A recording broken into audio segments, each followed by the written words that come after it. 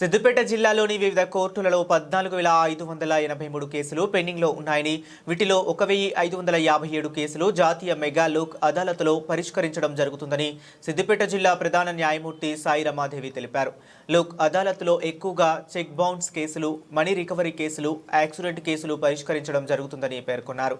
ఈ మేరకు సిద్దిపేట జిల్లా కోర్టులో జాతీయ మెగా లోక్ అదాలత్ను, బ్లడ్ క్యాంప్ను జిల్లా ప్రధాన న్యాయమూర్తి సాయి రమాదేవి ప్రారంభించారు. ఒక సంవత్సరంలో 4 జాతీయ మెగా లోక్ అదాలత్లు ఏర్పాటు చేయడంలో జరుగుతుందని ఆమె తెలిపారు.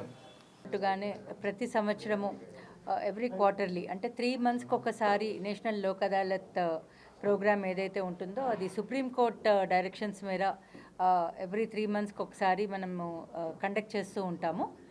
అలానే మరి ఈ సంవత్సరానికి ఆఖరి నేషనల్ లోక్ అదాలత్ ఇప్పుడు ఈరోజు మనము మన జిల్లాలో మొత్తంగా 14,583 కేసులు పెండింగ్గా ఉండగా అందులో 1,557 కేసులు ఐడెంటిఫై చేయడం జరిగింది.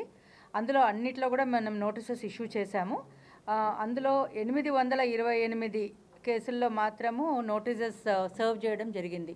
బట్ ఈ అన్ని కేసెస్లో కూడా కంపల్సరీగా ఈరోజు మీరు అందరూ సెటిల్ చేసుకొని, మరి మీ అందరికీ కూడా తెలిసిందే, ప్రతిసారి నేను చెప్తూనే ఉన్నాను, ఈ నేషనల్ లోక్ అదాలత్లో మనం సెటిల్ చేసుకోదగ్గ కేసెస్ ఏవైతే ఉన్నాయో అవన్నీ అంటే అన్నీ చేసుకోవడానికి ఉండదు. కొన్ని రకమైన కేసులు అవి కుటుంబంలో ఉన్నటువంటి చిన్న చిన్న తగాదాలు కానివ్వండి, ఒక అంటే విడిపోవడం అనేది అంటే డైవర్స్ అయితే లోక్ అదాలత్లో ఇవ్వరు.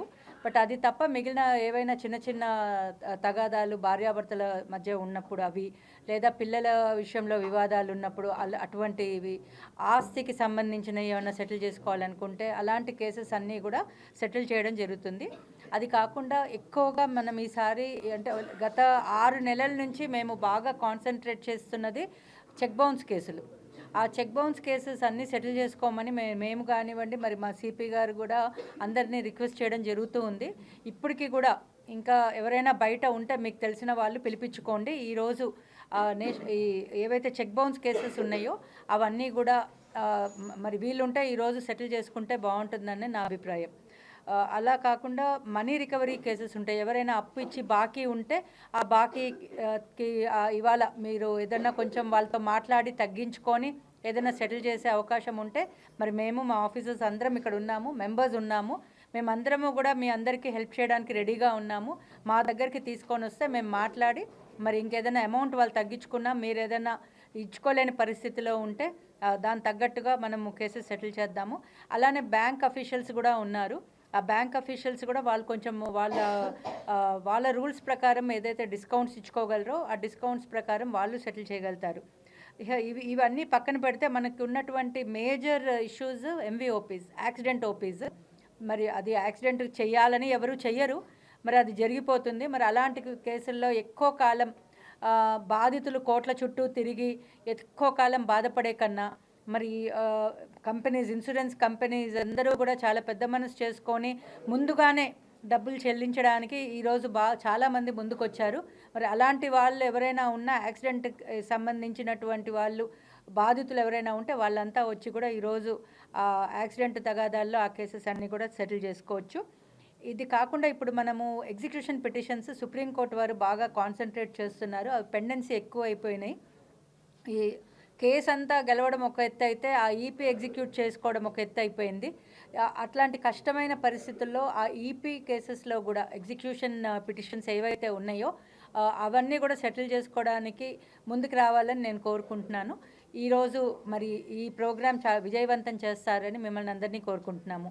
ఈరోజు ఇంకొక విషయం ఏమిటంటే, ఈరోజు మీరు అందరూ వస్తారు, ఒక మంచి కార్యక్రమం ఈ సంవత్సరానికి లాస్ట్ ఇది జరుగుతుంది ఇక్కడ కాబట్టి ఒక బ్లడ్ డొనేషన్ క్యాంప్ కూడా ఏర్పాటు చేయడం జరిగింది.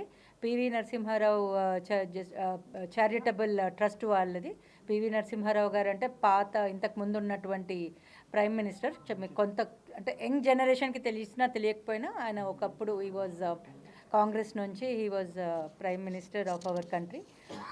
ఆయన వాళ్ళ ఫ్యామిలీ వాళ్ళు రన్ చేస్తున్నటువంటి చారిటబుల్ ట్రస్ట్ ప్రాపర్గా అంటే మీరు ఇచ్చిన ఏదైతే డొనేట్ చేస్తారో అది ప్రాపర్గా కరెక్ట్గా ఎవరికైతే కావాలో వాళ్ళకే అందియడం జరుగుతుంది.